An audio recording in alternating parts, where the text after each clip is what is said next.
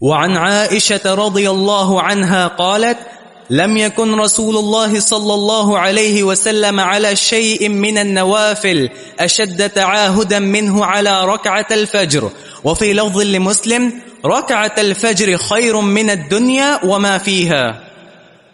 اس حدیث کا موضوع ہے فجر کی سنتوں کی اہمیت، فجر کی 2 سنتوں کی اہمیت. اور اس حدیث کی راوی ہے ام المومنین سیدہ عائشہ صدیقہ رضی اللہ عنہا ہیں. روایت ہے کہ لم یکن رسول اللہ صلی اللہ علیہ وسلم علی شیء من النوافل اشد تعاہدا منہ علی رکعۃ الفجر، کہ رسول کریم صلی اللہ علیہ وسلم نوافل میں سے کسی نفل کی زیادہ حفاظت نہیں کرتے تھے.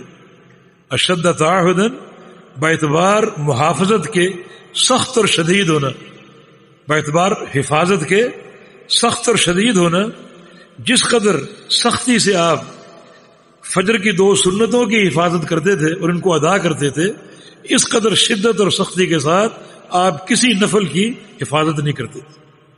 یعنی آپ تمام نوافل ادا کرتے تھے، لیکن سب سے زیادہ اہتمام اور سختی سے جو 2 نفل یا 2 سنتیں آپ ادا کرتے تھے وہ فجر کی 2 رکعت، جس کا ثبوت یہ ہے کہ رسول اللہ صلی اللہ علیہ وسلم نے فجر کی 2 سنتیں سفر میں حضر میں کبھی نہیں چھوڑی.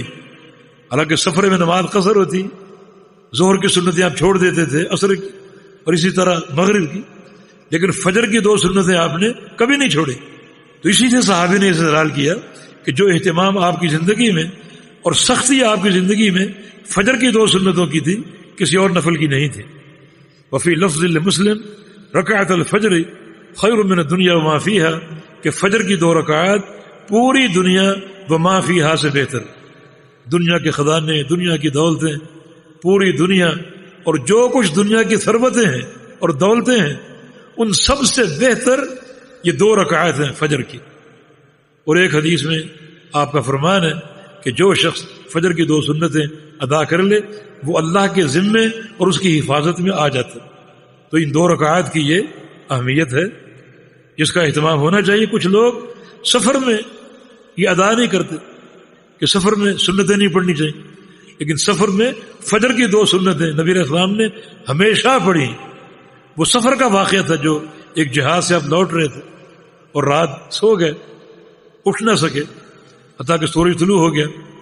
پھر آپ اٹھے، صحابہ اٹھے، تھوڑی سی جگہ تبدیل کر کے یہاں شیطان آ گیا ہے، آپ نے وضو کیا اور پہلے سنتیں ادا کی اور پھر آپ صلی اللہ علیہ وسلم نے فجر کی جماعت کرائی.